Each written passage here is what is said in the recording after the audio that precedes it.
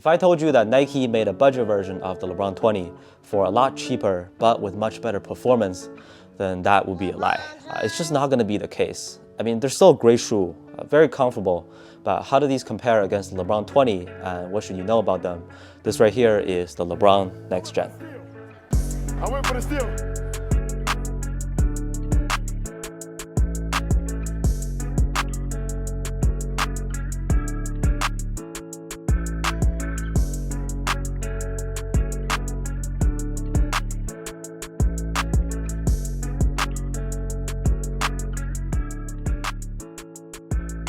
Hi there, hope you're having a good day and welcome back to another video.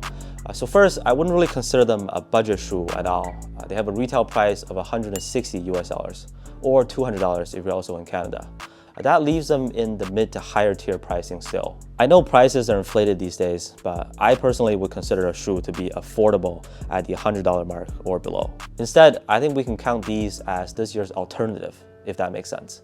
LeBron's signature shoes usually came with a low-top version that released after the original model. But this year, because the LeBron 20 is already a low cut itself, also for the 20th model as something different, they made this shoe technically designed for Brownie and Bryce, or the next generation of players in general. This one is the Face Clan colorway. You might have heard that Brownie loves to play video games. He joined the team for Warzone and even made an appearance on the cover of Sports Illustrated as an esport athlete. And this is their signature black and red color theme, or you can call it a bread colorway in Nike terms. They went back to the extra large shoebox this time, but it's a simple look with the LeBron logo and NXXT printed on top. The two X's are the Roman numeral 20, also for the incredible 2 decades of LeBron's career. There's also a lion logo on the side of the box. On the first look, I would consider these a low top. It still has a double swoosh design. It's reflective on this colorway, but with a much smaller second swoosh, not like the one shadowing another on the LeBron 20. Maybe it's this color combination. It looks a lot like a LeBron Soldier to me. This version comes with an extra pair of bright green laces, and there's a Face Clan logo on the leather panel near the tongue. Other than that, the materials feel plasticky in hand. Kind of like the Kyrie 8, the cancel Kyrie, not the Infinity. You can probably tell from the sound, but it is very thin and soft. It feels pretty nice and cozy on feet, surprisingly. Similar cushioning setup with top-loaded Zoom Air, a leather panel on the medial side, decent padding in that sort of a quilted material. Flipping over to the bottom, this one has a red translucent also, and the traction pattern is a map of Akron, Ohio, where LeBron is from, obviously. One highlight of this shoe is how light they are. A size 11 pair only weighs exactly 400 grams. So this might officially be the lightest LeBron shoe we ever saw. Now, the most important question you might ask is how do these compare against the LeBron 20? So to summarize it all together, the heel is not as soft. Stability improved, but it's not as bouncy. The next gen is lighter, but movements are not as fluid in them. Okay, so more on how the LeBron NXXT Gen performs on the court. The cushioning is decent. Like I said, heel compression is not as much as the LeBron 20, but it's still responsive enough for most players' needs, I feel like.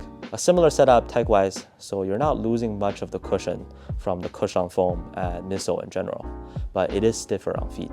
Transition is about average, not super smooth, but it's got great step-in comfort. From the very first time I put them on, my feet felt comfortable inside. The traction is pretty good. If I was to compare them side by side, however, it's not as hard of a stop as the LeBron 20, but it's still grippy also. On a dusty court, it's okay. A little bit hard to wipe off the dust trapped in between that traction pattern, but it only picked up a thin layer of dust. With the fit, I would actually recommend going up a half size with these, which is what I did with my pair. I tried going true to size. Lengthwise, it's a little bit too short and tight, so not necessarily because they're narrow, but for the best fit, I think going half size up is safer. They feel very light on feet, especially for a pair of LeBrons. And given the materials, it's really breathable too. Now coming back to the stability, if you own a pair of the LeBron 20 in the knit upper, you'll see this model added a lot of firmness to it. But a small downside is that I would occasionally feel stumps in my movements. Like, it's not the most fluent core feel. And I think it's partly because it lacks an aggressive outrigger part or an exterior piece that guards this type of material. Lateral containment and stability are good, but once you flip, you just flip entirely. The good thing is, given this firm upper, it luckily didn't cause me any injury. So again, there's somewhat of a trade-off. You're losing softness, but getting a more secure lockdown. That's about it for what I think you should know about the LeBron NXXT Gen. A budget shoe, not really, it's $160. Better than the LeBron 20? To be honest, I don't think so. If I was to put them on a tier list, they'd still be an A tier shoe. just maybe not S tier, as one of the best of the best. As a consumer, and also not necessarily the biggest fan of LeBron, for those of you who know, it was a weird feeling for me buying a pair of shoes made for his kids. But I respect his greatness and achievements. I just can't resonate with the meaning behind the sneaker itself much. And while we're here, I really wanted to say this. Players these days are getting a lot of PEs, like for the All-Star game and such. They're dope for sure, but I remember back in the days, like Kobe would just wear whatever colorway was gonna be released to the public. I saw him wearing the white and purple Kobe 5s against the Kings and hit a game-winning buzzer beater in the corner. The next day I went to Foot Locker, bought myself a pair with my part-time job money, and wore them right to school. Same thing with the Grinches. But signature athletes today, you're not wearing those colorways on the court. It's hard for us as consumers and fans to fully enjoy that experience of relating to it while we're rocking them on the court.